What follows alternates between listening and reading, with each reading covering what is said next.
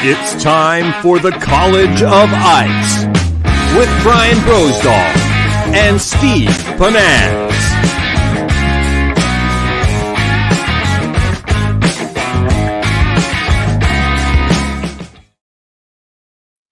Hey everybody, Happy New Year. Welcome to College of Ice. It's been about 10 days since we've been on together. And I have to admit, I actually got a little bit of, I don't know, I kind of missed you guys. So thanks for tuning in. Hey, I'm very excited to have you on, and I know Bro is as well. Hey, we got a fun show tonight. We've got a moving water walleye expert, Jesse Qualley, is going to be on. We're going to talk about strategies for targeting these fish.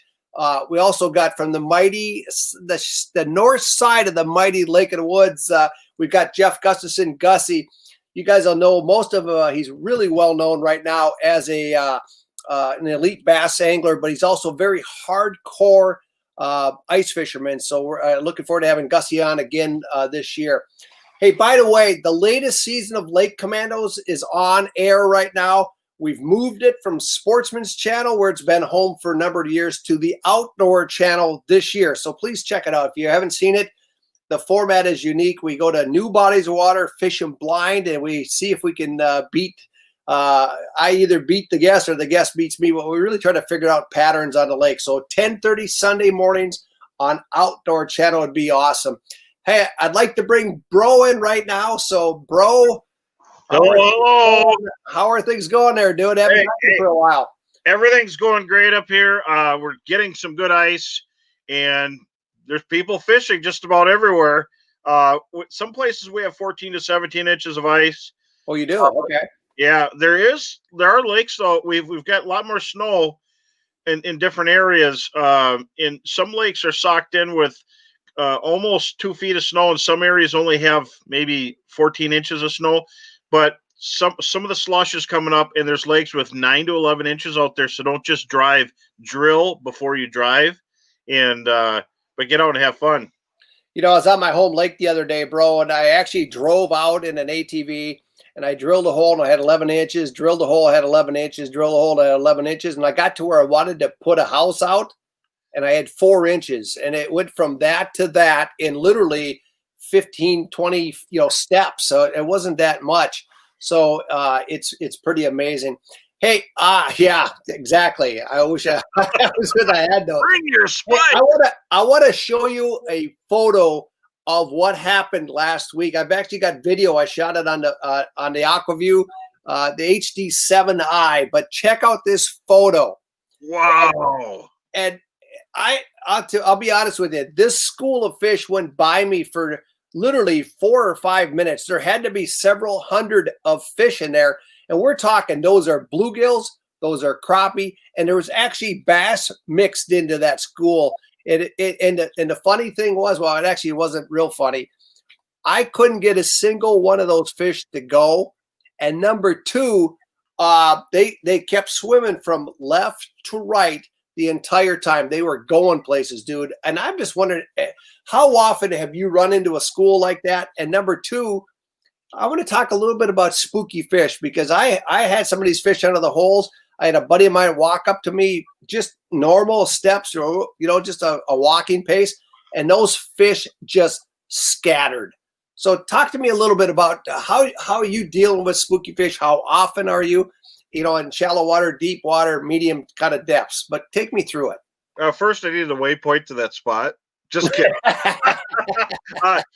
I live in an area where the fish are absolutely spooky, and I'm telling you today, every time someone would walk up and see what's going on, I'm like, you just nurse the fish up. You get them right up to your buckshot, and then someone walks by and they're gone.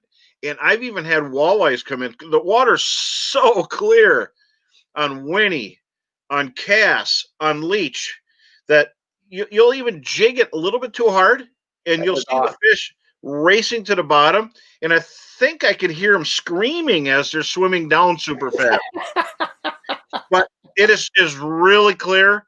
And the real trick is, hey, Jeff, the real trick is to give it one good sweep, and then just kind of get that spoon kicking and put it in the hole and shake it till the minnow moves, and then drop it down, recreate it down there.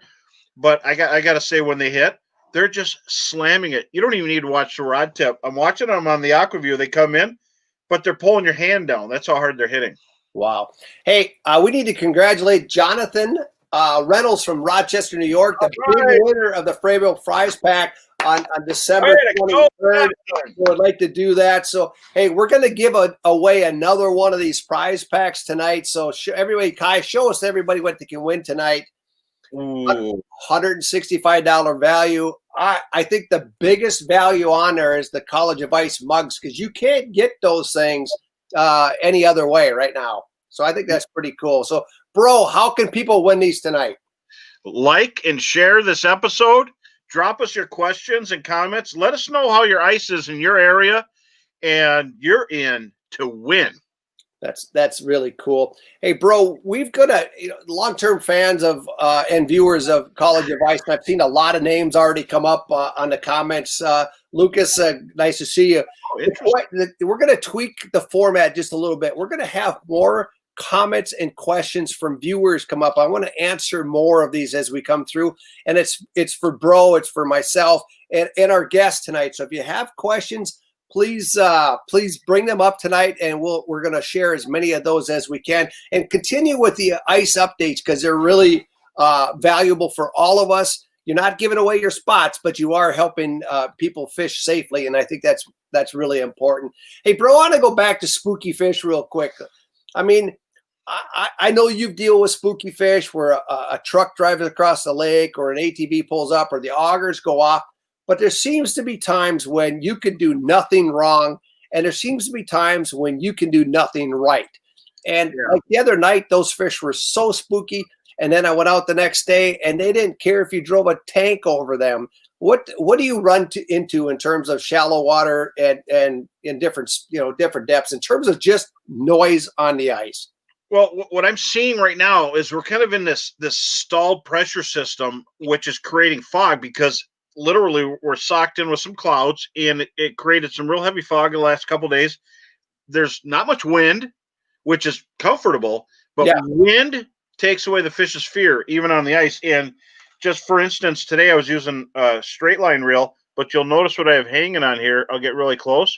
I have a little gill getter with a skeleton minnow on it, and with 1 pound test, and just bringing it up real slow, and then you'd have to just barely move it. If you jigged it, they're gone. And they'd hit it, but then the pressure changed, and it didn't matter what you did, because when the fish start feeding and you got weather happening, they're not going to spook away. But I'm telling you, I mean, you just can't hardly move right now in some lakes. But in the hour of power, that last little hour before the sun goes down, you can get away with stuff, but I wouldn't be drilling. Yeah. I'm a fan of the Garmin Panoptics and things. And I've had situations where I've actually located schools of fish, gone over on top of them in 20, 25 feet or whatever, drilled a hole, and they didn't care. But there's been times when I'll find schools, you'll drill a hole, and all of a sudden they're gone. How often do you find that the auger itself is spooking fish? It spooks them.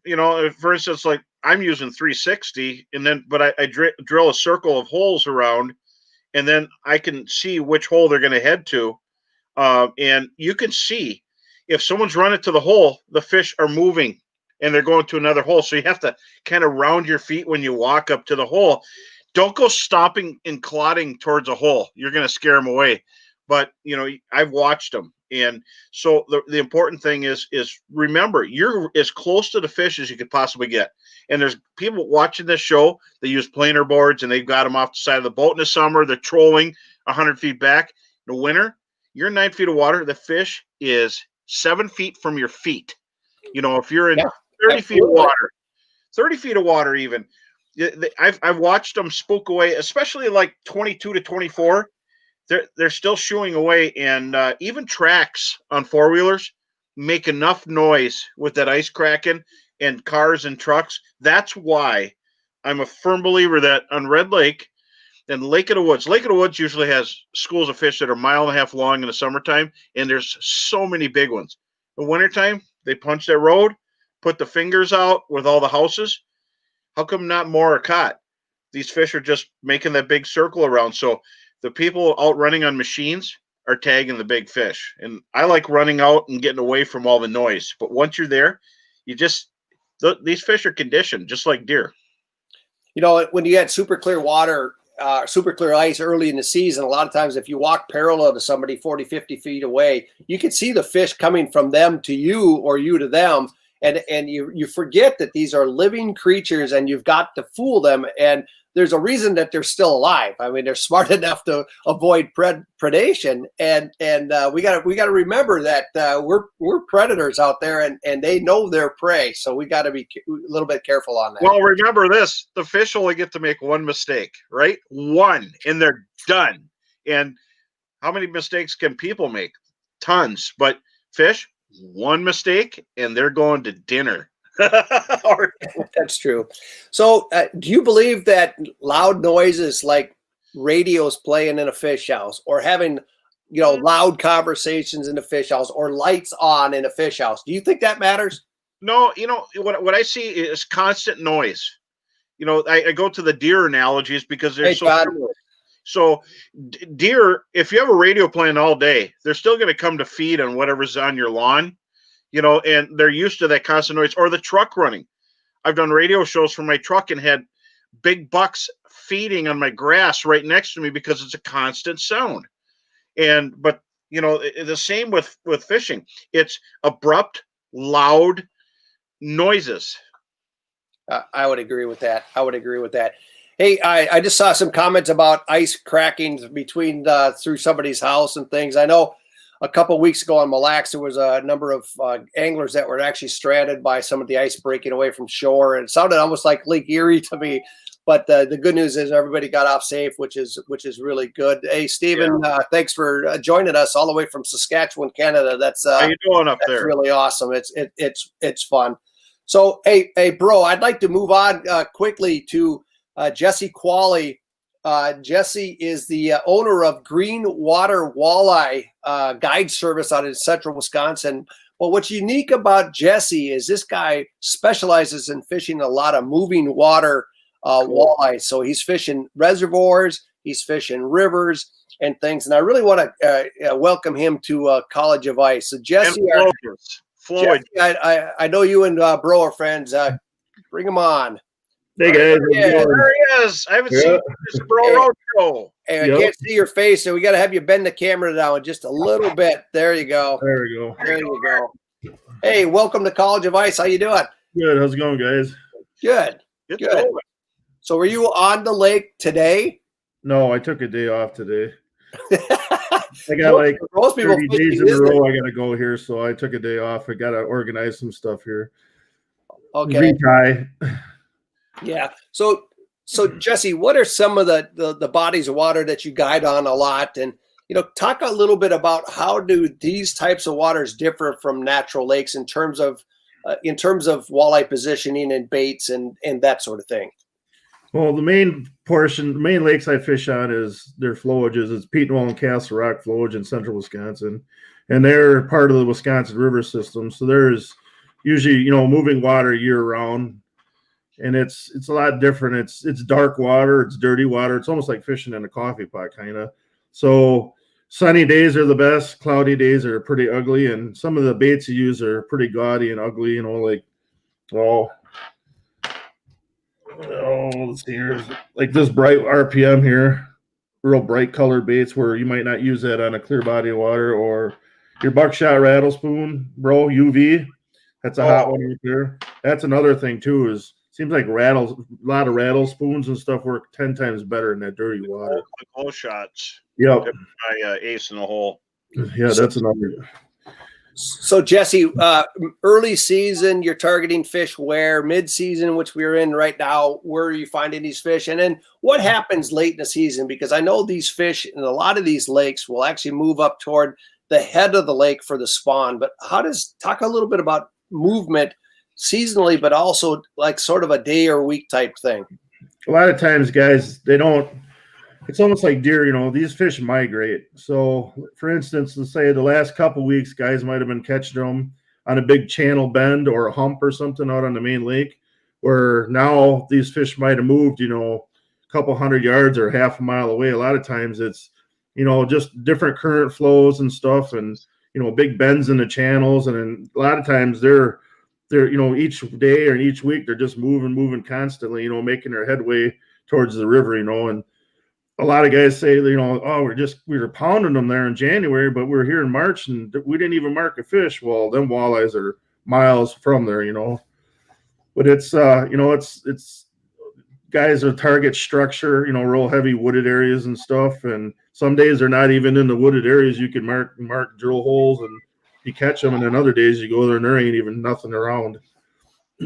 So how often will you stay on a spot before you make the decision that these fish have vacated and moved? And I think one of the things that makes river fishermen and reservoir fishermen dangerous is they seem to be able to move more easily when the conditions dictate that. But, kind of take us through your thought process. So you get on a spot that's producing fish and all of a sudden, boom, you're not getting anything and you're not seeing anything. What do you do next? A lot of times you get, pressure wise, you get on a big school of fish there, let's say on a big bend in the river channel, and they get pressured. Well, them fish just move out, and pretty much they vanish, where, some areas they might be catching a few there, but you can usually definitely tell where the current will pick up in a river system, or, the fish are just gone completely, where you go, north of that head, up back towards the headwaters of the river, or, off of a hump, or even on like a big drop off or something. Them fish just, it seems like they're constantly moving versus on a lake, you can catch them in weeds or stumps, but on a river system, they're always on the move. So Jeff Gittner is asking you a question. How much ice do you have out on Petenwell right now? There's I heard guys report anywhere from 5 to 7, 5 to 8 inches. I'd say probably about 6 to 8 inches in most spots.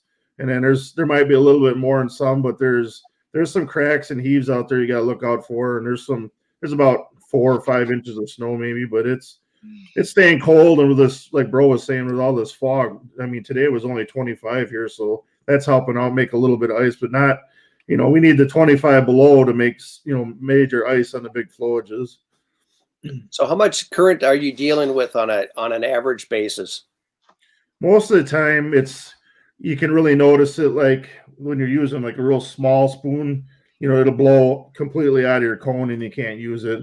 Where you use like a tungsten or a lead jig, most of the time the lead jigs they just blow out of the cone with a little bit of current. You got to use tungsten, like 5 millimeter, all the time. But yep. They start dropping the flowages down, or they start to lower usually right around February, Valentine's Day, and then they do it all the way till like the 1st of March. So then you'll see a lot of current pickup, and there's sections of the river you got to actually, you can't, the closer you get to March, you just got to stay away from there because they'll open up really fast.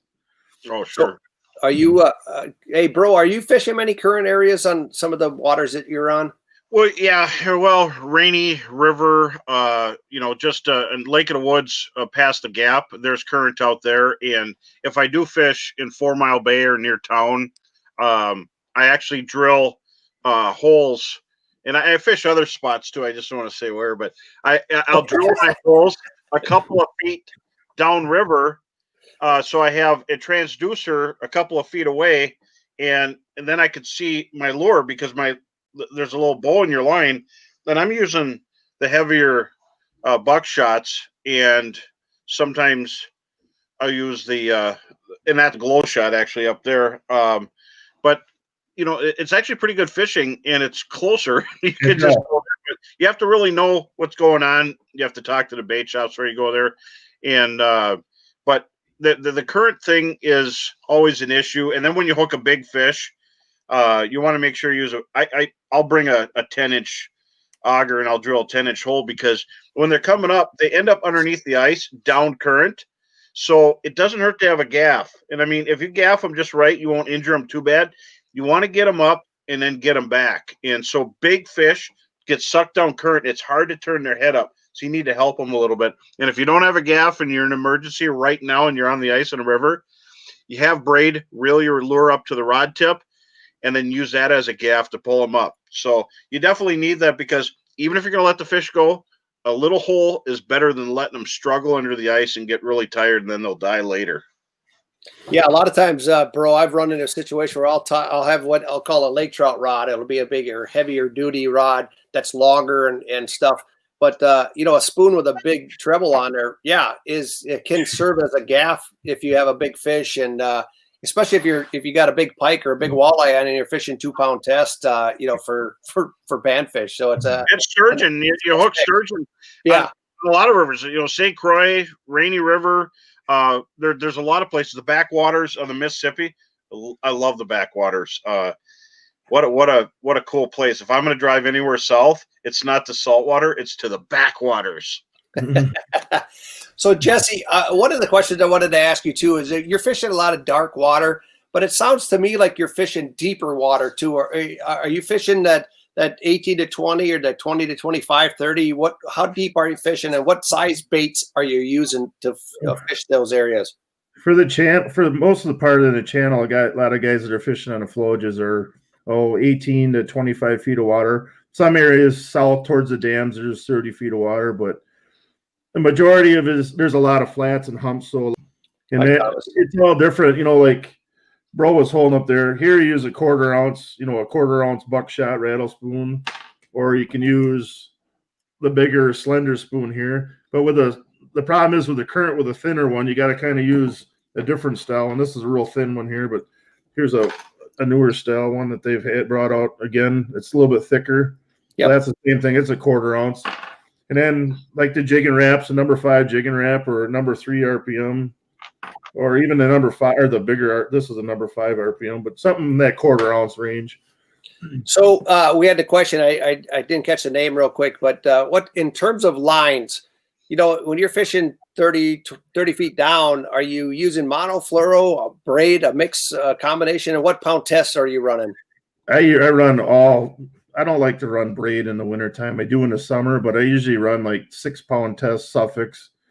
The orange, because it's such a stained body of water and stuff, and I can hardly see anymore. It's kind of hard to tie on 2-pound tests. There's no spook factor there. We're just talking about that. I said, I think I need to get glasses to even tie jigs on anymore. No, there's not really a line spook factor. Now, versus the lake I was on yesterday, crappie fishing, that's different.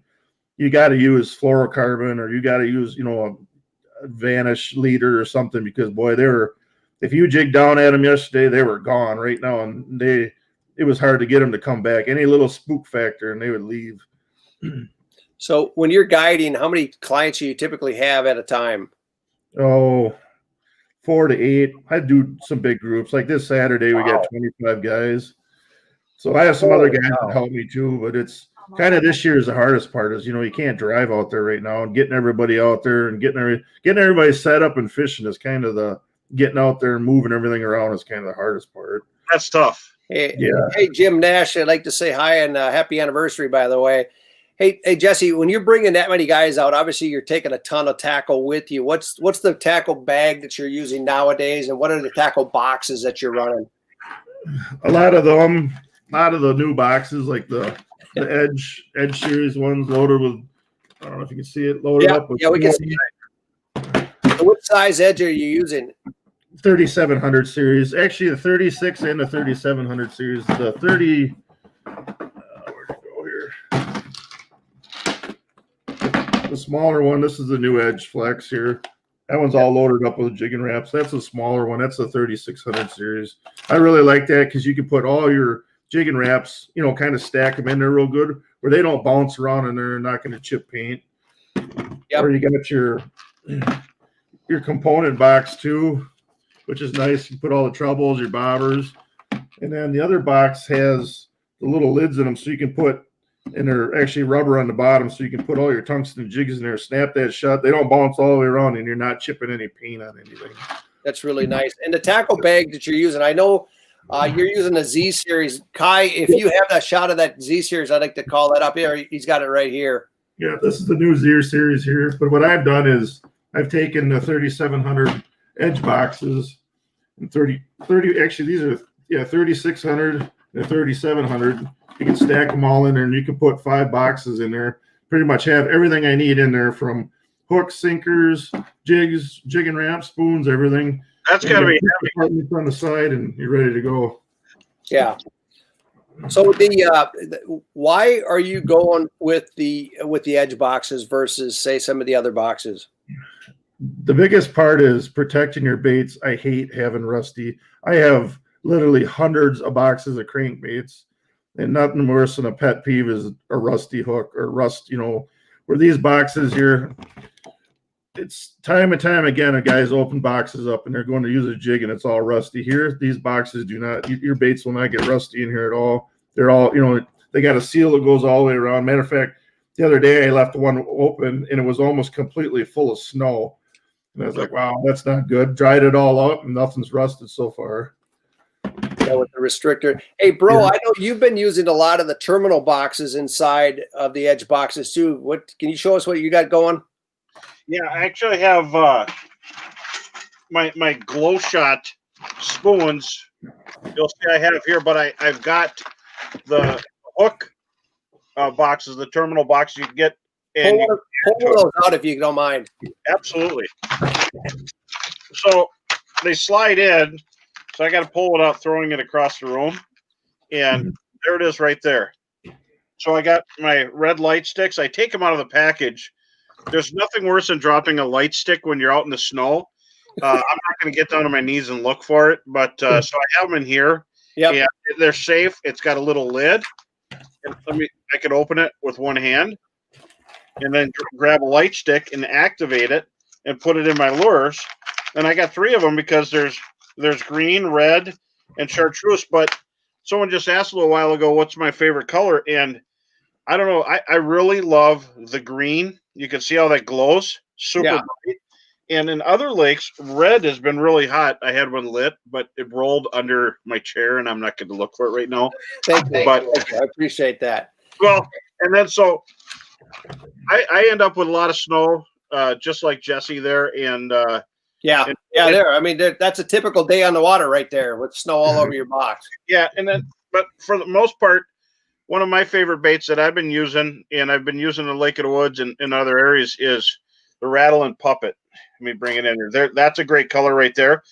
It's got that big back hook, so you can get the fish up the hole, but you're not going to get hung up on with no front hook. So the Rattle and Puppet is a river rat's friend, because when you're ice fishing, you don't want to get hung up. And that big hook holds big fish. Plus it rattles. And it looks really cool. And it darts fast. So, Jesse, you got a new baby, apparently? Yeah, 2 months old. Oh, congratulations. That's awesome. Thanks. Congratulations. Yeah. About 8 hours. Hey, one other box choice too, by the way, are the restrictor boxes that are out there. They have the restrictor built in, so it does rust proof. So if you're not looking for the edge, but looking for another box, that's another option. Hey, Jesse, if somebody wanted to get a hold of you for guiding services, and I know you do ice fishing, what else? Tell us a little bit more about your guide service. I do waterfall hunts, turkey hunts, bear hunts, and then fishing trips year round. You can pretty much, there's a bunch of different ways. I have a webpage. It's greenwaterwalleyes.com. And then you can check us out on LakeLink or Facebook page, Greenwater Walleyes Guide Service. So what's the background on the name of your service? A lot of people ask, man, that is a big thing. So I grew up on the Wisconsin River, and everybody knows how Winnebago gets, Castle Rock gets, Petenwell gets, it's all because of the green water, the blue-green algae. So I guided half, in the wintertime when I worked road construction. So then we kind of lost our jobs and stuff. And so I turned it over and started doing that full time. So that's why I named my business, because of the Greenwater Walleyes Guide Service. A lot of algae bloom you got to dodge and wash your boat every day in the summer. That's awesome. Well, hey, thank you so much for joining us on College of Ice. I know you've got a huge group coming in tomorrow, so we're going to let you get your tackle ready and everything. But thanks for stopping by tonight. I learned a lot from you. I appreciate your expertise. All right. Thanks, guys. Have a good night. Jesse, we'll send them your way. Steve. Yeah, thank you very much. Bro, it's always fun talking to someone that specializes in certain types of fisheries, because it really helps you become better. I mean, I wouldn't have thought with that dark of water that you'd be fishing that deep you know, in the clear waters that you fish a lot, and in a lot of lakes I'm fishing, I'm not afraid to go down that deep. But man, I would think with water that looks like coffee, that going down that deep, it wouldn't be that normal. But you know, Well, yeah, and now you're talking about dark water and deep. Someone just asked about perch. What do I use? The eyeball spoon. If you look at that, it's just like a little jig, and just add maggots. Well, actually, it's minnow head. But in that type of situation, I'd like more dark lakes around here. They're clear, and if I was fishing a dark lake, I always like to go hyper shallow as I can go, especially this time of year, because to me that's the most active fish. And obviously, there's gonna be big schools in the river channel. I don't get to fish there that often, once in a blue moon, but I'd like to go there and fish shallow and see if I can find those big slab crappies. And I know they're roamers, and there's people there using tip ups and rods on in holders and waiting for the fish to swim through. But it's a challenge. But that's why the fish get big. They have time to grow, and that's a premier crappie spot there. You know, and there's other lakes there that are floodplain lakes that have trees and brush in them. yeah. Even up by Eau Claire area, there's some of those lakes, and they have big crappies. So some really cool waters right there in Wisconsin for big slabbers. That's awesome. Hey, I'd like to bring in Jeff Gustafson. He's a pro angler out of Kenora, Ontario. He's best known right now as a very tough competitor on the very tough Bassmaster Elite circuit, but he's also a very hardcore ice fisherman, and he lives on one of the best waters in the world, Lake of the Woods. Bro, I have to admit, I'm a little jealous. I don't live in Kenora, and I suspect you are too. But everybody, let's welcome Jeff Gustafson, Gussie, to College of Ice, man. How you doing? How you doing, man? I'm good, boys. Good to see you again. And I just want to let it be known that Bro's been invited to come up here probably like 30 times, and I'm still waiting for him to show up. But you're welcome to come anytime. You'll probably make it happen here, even with the border closed. You'll find a way to get up here. But You got any of that moose meat left? Hey, bro, we've had like 30 guests on over the thing, and nobody's had a moose yet. So you're the first one to have a moose in the background. That's pretty cool. Well, last time I sat in the kitchen and it was just like a plain background, so I figured I had to do it up. That's not a real big one, but it was the first kind of nice one I ever got. So I'd be happy with that one. Yeah, we actually have a pretty small house. So my wife, that was in here. And she I don't know how big of a fan she is of it, but she tolerates it. So it's cool, and it looks really good with a College of Ice mug. Yeah. I it's not going anywhere. I had to take the door off to get it in the house, get it in this room. So You walk them in. Not going anywhere. There's no such thing as a small moose anyway. I mean, even the babies are big. Hey, so when do you leave the land of ice and snow and head down for your first Bassmaster tournament? Our first derby is like the second week of February. So I'm going to leave, probably around the 25th-ish of January. And we're going down to Florida first. So I like to get a little bit of a warm up, have a new boat I want to break in and get fishing again. And I'll be ready to go back in the boat at that point. But I love ice fishing. I think the first, paying good sponsor I had was Northland and Strike Master Augers back in the day. And it was for all the ice fishing stuff that I was doing. So, a big part of my life, and we're like really spoiled up here right now. It's been super warm, mild, and we've got good ice. I mean, I can leave from my house on snowmobile, and I live like on the west arm of Lake of the Woods, northwest arm. Yep. And be fishing within like 10 or 15 minutes. Really good walleye, lake trout, crappies. I got it all. And then perch. Yeah, we're getting all these big perch now that never, as a kid, we never caught those. And we go walleye fishing now. It might be a 12-inch perch or it might be a eater walleye. You never know. But fishing's been good. But yeah, they're driving trucks around out there now, and we've probably got like 8 inches of snow, like enough that you can run a snowmobile around, but it's there's no slush. It's pretty dreamy because it could be nasty, you know, by this point in January, typically. So, Gussie, have you noticed a big difference in the number of anglers that are fishing up there with the border being closed? I mean, obviously, no U.S. anglers could come across. Are you seeing a difference on the lake? Yeah, I mean, it's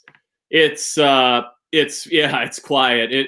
I mean, the one, I guess, positive out of it is there is less fishing pressure. So, you know, the fishing's good. And I think that down, you know, when things get rolling again here, everyone's got some good fishing to look forward to, and everyone's going to be welcome up here. It's, you know, it's really tough. There's a lot of resorts and, you know, this whole part of Northwestern Ontario, Sunset Country where I live, it you know, it relies on tourism. That's number one industry. And a lot of people are hurting right now. So, you know, this hasn't been convenient for anybody, but it, you know, just hopefully it'll be over soon and the end's in sight. And, you know, yeah, we're really hoping that. So I wanted to have you really go into some bait discussions. I know you get a lot of chance to fish a lot of walleyes through the ice and big pike and perch and stuff like that. So can you take us through just, you know, what are your favorite baits in terms of actual bait, not lures, but baits, in terms of walleye on the waters that you're fishing?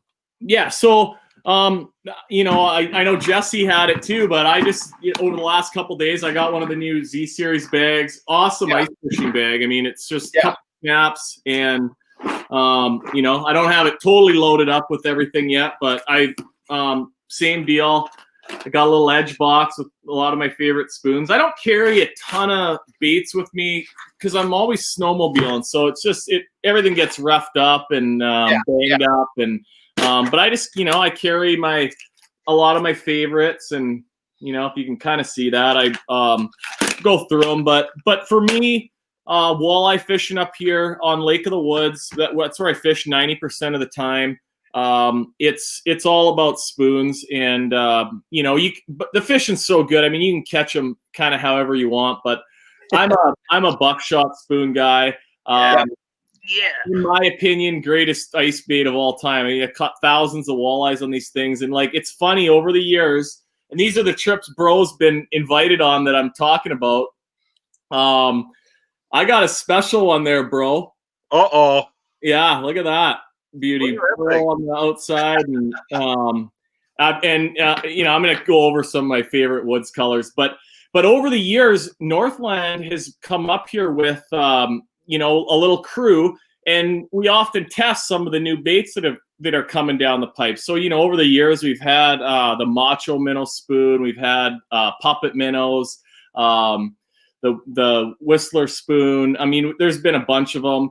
And I always hate it kind of because I know that every day I go out, I can cream them on a buckshot spoon. So it's like, I hate having to, you know, it's fun to try new stuff, but it's also fun to just go and catch a bunch too. So if you had to pick, say 4 or 5 colors or color combinations, what would they be? And then 2, are you tipping them with live bait, salted shiners? I mean, what are you using in terms of tipping the actual spoons? So, number 1 color on Lake of the Woods right there, gold shiner, with the you know, the orange or red back on it. That's hard to beat. Where I live, it's a little bit clearer water, and but it, you know, throughout that central part of the lake, the U.S. side, the water's got a little bit of color to it. That's just like always going to be a good one. But you know, anything with a little bit of pearl and chartreuse and any of the, you know, the new UV. I saw Bro had one of the UV spoons before. All those bright colors are good. This one that I showed you, this is a really old one. I found about 6 of these last year. I was on a moose hunting trip up in Red Lake, about 3 hours north of where I live, and they were in a gas station for $2.50 a piece, I think. And they're beautiful. I mean, this one's been really good. You can see I just about wore the name on that one for a long time. Yeah. And I like to I've got actually little Gamakatsu G Finesse trebles on there, and they are like razor sharp. They're the ones that Aaron Martin's designed. They're for bass fishing. They're fairly expensive, but razor sharp. And I mean, if a walleye breathes on that thing, you're hooking it. So that's, you know, that's kind of the deal. All these big perch, I mean, we're catching them on these spoons too.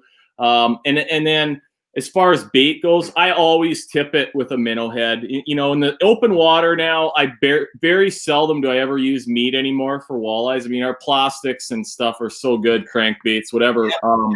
But on the ice, I mean, you could catch some without meat or using some of the plastic, you know, tipping baits on there, but I use it. It doesn't matter whether it's a frozen shiner. That's usually what I have just because it's convenient. But you know, live minnows are the best because they stay on so much better. But I always tip my spoon with a piece of meat for sure. You know, but that's about it. You know, these new rattling puppet minnows. Yeah, that's like my favorite Frabill product ever. It's the simplest thing, but we'll talk about that in a minute. I got a kick out of, I saw a photo of one of your sleds the other day. You got like 3 or 4 of those in there. Kai, do you have that photo? I actually, yeah. I mean, what are you carrying all those buckets? Well, you know what? The flashers fit in them. So I always put my flasher inside one. You know, if I'm pulling it, this was late last season. So we actually had, my wife and I were out with just with the ATV and pulled a little trailer behind. But the flashers fit in them. If I have one, a beat up one that I burned on a heater one time, I melted one side of it. So that's the one I use for my fish. If I keep, you know, when I, you know, usually keep a few little eater walleyes and perch, they go in that one. And then for piking, the tip ups, the thermal tip ups fit perfectly inside one of those things. So they're like the greatest thing ever. And then you can see, I like to decorate them with decals and stickers. And, that's one of the things like this time of year at the start of the season that I look forward to. I actually, I ordered a couple new ones and I've been saving stickers up all year to decorate them with. Yeah. Hey everybody, if you got questions for Gussie, send them through us real quick. I think that's really cool. Hey, I know you're a fan too of the Frabill Magnum bait station. So are you using the 13, the 19 to 30? You know, which one are you using? I usually I have the 19. That's what I use the most. I've ordered a 13 just because for open water, the 19 is the way to go. Ice and the way that I'm fishing, I always pull. I've got just a Predator Shelter. And I know there's some newer models now, but I've got the big Predator Shelter. I've used that for 10 years and I pack all my gear into that. So it's big and roomy, big sled, and I can put the 19 in it. But yeah, I mean, it's basically a high-end cooler on steroids with an aerator to keep all your bait alive. And I've got it outside, and I was going to try and bring it in the house. And my wife was in town all day, and she got home about 10 minutes before I jumped on here. So I didn't bring the whole minnow bucket in the house. But, you know, but yeah, they're great. The nice thing for ice fishing is it's tough to freeze your minnows up in that thing. I mean, it's insulated really well. So, you know, just it's convenient in that regard. And I'll put the aerator on if I feel like I need to. But the nice thing when the water's cold, you don't have to run it nearly as much as you do in the open water. Hey, Lucas Erickson's asking a question that I want to pose to both you and Bro is, when are you going to treble hooks on your spoons and when are you going to single hooks? Go ahead, Gussie.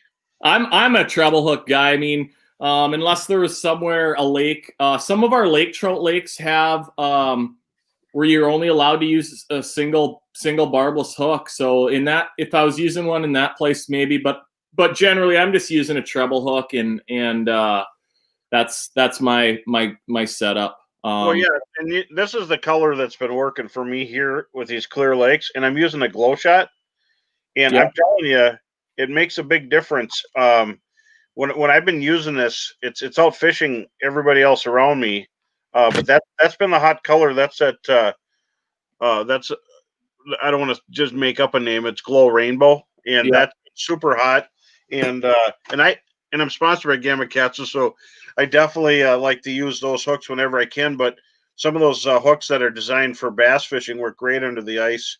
And then I use a single hook if I'm using a whole minnow. Sometimes I'll have one dead stick, but I jig it also. And it all depends on how active they are. If you're on a hot bite, most of the time I'm using treble hooks, but I do like to use an Aberdeen hook, a long Aberdeen hook sometimes, and then I'll hook it on. I don't have one of those here to show you, but bro, when do you use that? And why? When I want to use a whole minnow live dorsal hooked, and there's lakes you can get by with the treble, like Lake of the Woods and Rainy. You could just hook them with a treble hook and you'd be set. Sometimes I like to use a single hook, and those Aberdeens will fit on the split ring depending on which size you use. And Gamakatsu Aberdeen is really sharp, and so a single hook works really well in those conditions. And I will say, to add to that a little bit, like I'm spoiled up here where I'm at. I mean, you just drop this thing down, and when I go out fishing, I mean, if I went for 3 minutes in a hole without getting one or marking a couple, like I'm moving to another. That's a sucky hole. And you know, I'm not saying like it's all really good fishing. So, but a lot of our back lakes, and I fished these a lot growing up, and now just out of convenience, you know, I just mostly go on Lake of the Woods. But we have a lot of the back lakes and lakes that you can only fly into maybe in the summer, and they're shallow. That's where, like what Bro's talking about, using the dropper hook and hooking a minnow, you know, letting it sort of swim around down there sometimes is better than, you know, jigging really aggressively. Well, the G Stinger, you know, the G Stinger that's on the braid that you wrap in there, I've been using that. I love it. The G Stinger probably was never designed for ice, but it's a really cool idea. You loop it on the treble, or you take the treble off, then you loop it on the split ring. Really easy. You don't need a split ring pliers. You just put it on there, and you can take it off and go back and forth. And that one is actually nice. On our side of the Lake of the Woods in the basin, sometimes the fish get wary, and that works really good. And sometimes they eat the whole thing, but you hook them so you don't mortally wound them. Yeah, for sure. Hey, Gussie, one of the questions that's come up a couple times is in terms how deep a water are you typically fishing walleyes, and then what are you using in terms of line? Are you using mono, fluoro, braid, at what pound test? Yeah, I'm a braid guy, 100%, and I see, like, I know if it's cold out, it does freeze up a little bit more, but I just love the sensitivity of it, and you know, if I'm in. Most of the time, I'm fishing like 28 to 35-ish in the winter up here. Yeah. It's getting a little deeper, so like the braid's just nice for lake trout. If you're down in that like 60 to 100 range, I mean, you're just gonna get a way better hook set. FG knot. It's a little bit of a toughie to tie a leader with, but like once you learn how to do it, it's easy. I'll tie, you know, a 6 or 7, 8 foot leader on. And that'll last me several trips. Usually I'm using 8-pound Power Pro braid and a 8-pound fluorocarbon leader for walleyes. And sometimes sometimes I would use 6, but usually I use 8 just because we get the odd big pike, big walleye, big lake while we're walleye fishing. So what's the first lake you guys are fishing on the Elite Series this year? We are going to the St. Johns River in Florida. So it's actually the 3rd year in a row. That's our first stop. And I haven't done awesome there, but I've been there a couple times now. So I've learned a little bit, and I'm excited. I just love to do it. You know, wherever we go, I don't really care. I'm up there. I definitely like the getting to fish, you know, some of the smallmouth and up north events later in the summer, but it's funny. Like I've been doing this 7-8 years, and you never know. A lot of your like best events will just happen when you're not expecting it. And you guys fish some tournaments and stuff. It's funny how it works. A lot of times when you have those like really high expectations, it doesn't work out. So humbling sport. I still think it's cool when Rick Clunn won. What was it, 2 years ago? Watching Skeet Reese carry his bag. Destroyed everybody. Yeah, I thought that was so cool, and I've had a chance to fish with Skeet. I've never been in a boat with Rick Clun, but it was just cool to see that kind of camaraderie and things. So, hey, we wish you the best of luck on the circuit this year. I'm sure everybody will follow you, and so have fun, and thanks for being on College of Ice tonight. Kick some bass, Gussie. Kick some bass. Yeah, thanks, boys. I appreciate you having me on again. And I know we were going to go through like some of the lake trout, pike, and crappie baits and stuff, but anyone can find me on social media. Send me a message, and I'll answer it pretty quick. So that's really cool. Well, thanks so much for joining us tonight, and good luck this season. Okay, thanks, boys. Keep up the good work with these. I enjoy them. Thank you very much. Bro, we're going to be giving away one of these prize packs here in about 10, 11 minutes. So if people haven't, continue to send in their questions and stuff like that, it's awesome. And I do want to give away one of these prize packs worth $165, which is awesome. And the number of comments coming in has been just awesome. So thank you guys and gals that are sending stuff through. So we have a question that keeps popping up. What kind of boots do we wear? And we had that on a few episodes ago. I have old surplus white Mickey boots, but then I'm also using the muck boots. Muck boots are just the big lacrosse boots. Yeah. I don't know. You tell me a warm boot. My feet stay warm in any boot, but that's what I use. What do you use, Steve? I'm using the Irish Setter, the Ice Treks. I've had them for 2 seasons now.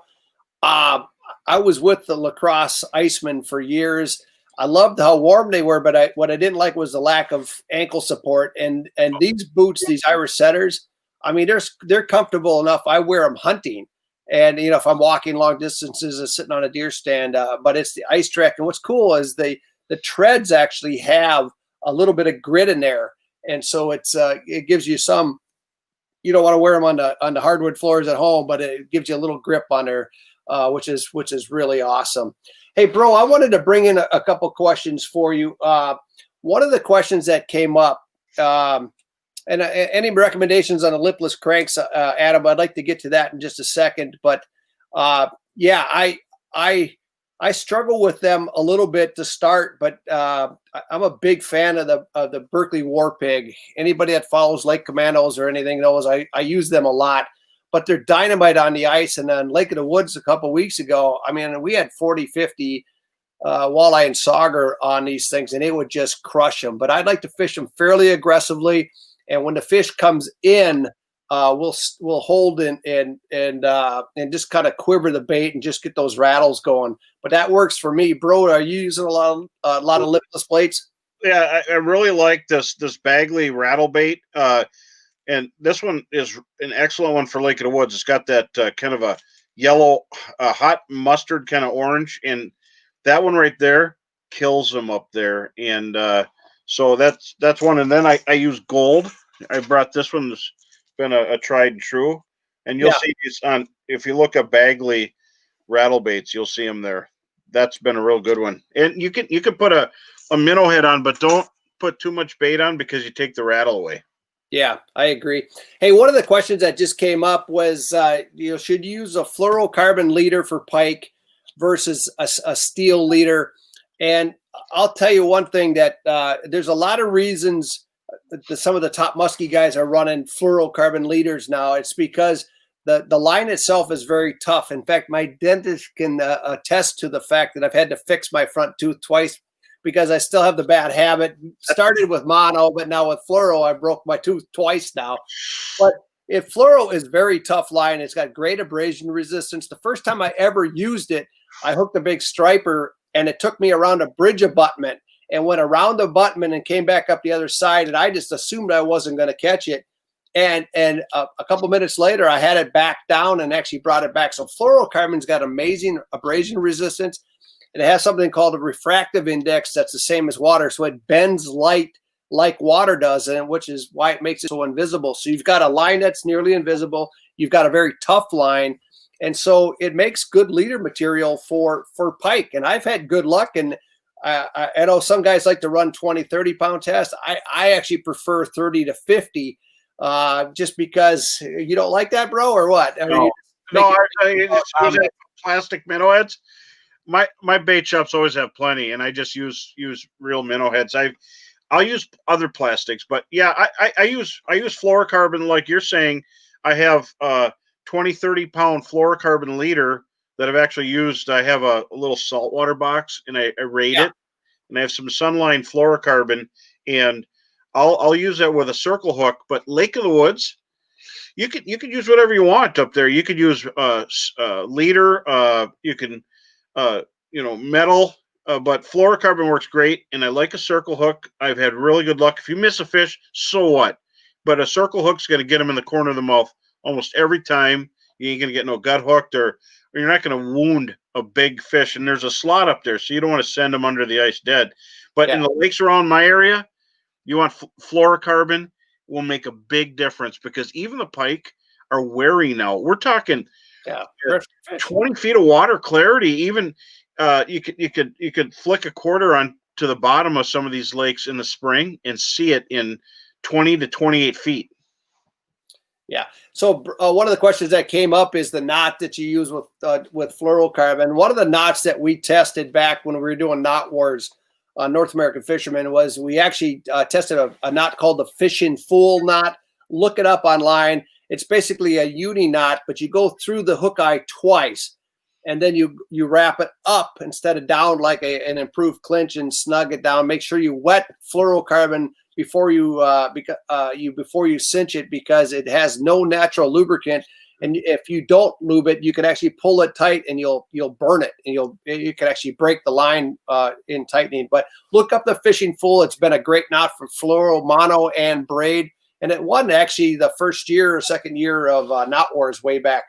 And I like the knot because I can tie it with my eyes closed, and if my hands are the size of a Johnsonville brat because it's cold out, it's still easy to tie. So that's a good one to use. Yeah, so I know. Leader there is how long a leader. Jameson was asking. Most of the time, I'm using 2 feet, and then to a thicker braid. But there's other times I'll use even 3. But it all depends on where you're fishing. If you're in a zebra mussel lake, the longer the better. And then lively minnows make a big difference. But I've noticed there's a trend of pike. You can see on the Aqua-Vu, pike pick stuff up off the bottom. They're used to rooting up frogs and finding things that are dead. And so I don't know what's better. You could even lay it on the bottom, but if you got rusty crayfish, don't do that. They'll be all over it, especially if you're fishing any kind of depth. But a lot of the lakes that have rusty crayfish, they've dropped down really deep, most of them, and you'll be jigging for eelpout and catch rusty crayfish in over 50 feet of water. Yeah. Hey, Daryl Ekstrom's got a question in terms of the Aqua-Vu. What's your favorite position? I mean, you've got 2 main positions, and actually 3 main positions. You've got the straight down. You've got the 45. Would be the 90 actually, wouldn't it? And you've got the up view. Yeah. All 3 of them make a lot of sense, because the straight down view is the quickest, easiest way. And bro, I know you use that a ton. Well, yeah, I down view is awesome. It's it's one of my favorites, but and then side view. But I like to look up, especially with all the snow cover and in dark bottoms. I like to look up, and you can really see it against the white ice. It's really bright, kind of a silvery sheen. And so drop your Aqua-Vu down, and especially in spooky waters, they don't see the camera. You can use even the HD, the bigger one. And if you drop it down underneath and look up, they're not afraid of the cord. It's just an object. So anyway, that's a long answer to a question. But a view up, a lot of times, there's times when those fish are riding directly under the ice, and they're too close to the hole to actually see with sonar. And so that up view, especially late in the season, can be really awesome. Great question here. Do you use drop shots and dead sticks? I've been using them ever since I've been guiding.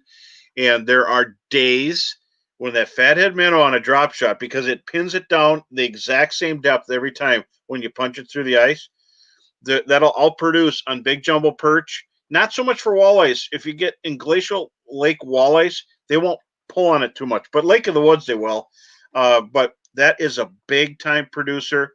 1/4 ounce sinker, barrel sinker, and drop it down. And, even using a gumdrop floater from Northland with a fathead kills them sometimes.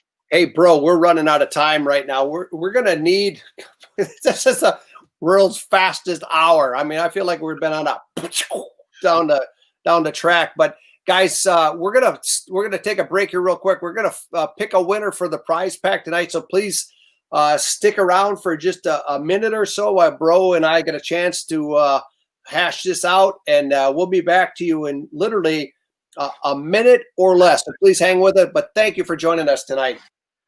Be right back.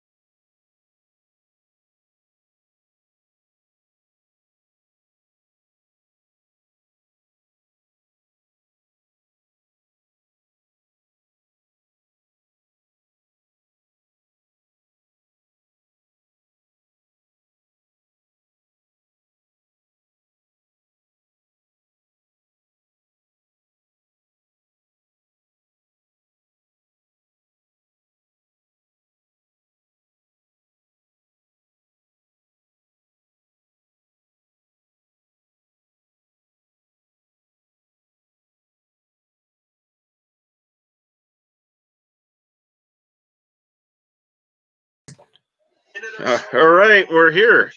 Wow, we've been hashing this out. We've been talking. We've had so many great comments and questions tonight. It was a tough decision, but Bro, what was the decision here? Chris Weichert, you're the winner, and also found out that Chris Weichert is on the front lines. He's a nurse at a hospital, just got off of helping COVID patients and came on and watched the show. He got here as soon as he could. Congratulations, Chris Weichert. You're the winner. Awesome. Chris, thank you for what you're doing for everybody. We especially at this time. Thank you so much. Hey, Bro, and everybody, thank you so much for joining us tonight. It's so much fun bringing this to you, and I think I have more fun than you, Bro. I mean, this is just. I don't know. I had a great time, and I gotta say thank you for tuning in. We really do appreciate it, and stay at the ice. The ice is pleasant. It's very quiet out there, and the fish don't give you any flack. That's true. So everybody, we'll be back next Wednesday, the 13th. And Bro, just so you know, that's the day after my birthday. So I'm expecting some kind of maybe a remembrance or something from you. But everybody, have a wonderful night. Have a wonderful week. Get out on the ice. Send us some big fish pictures and just have fun and be safe out there. But everybody, have a wonderful night. Thanks for joining us.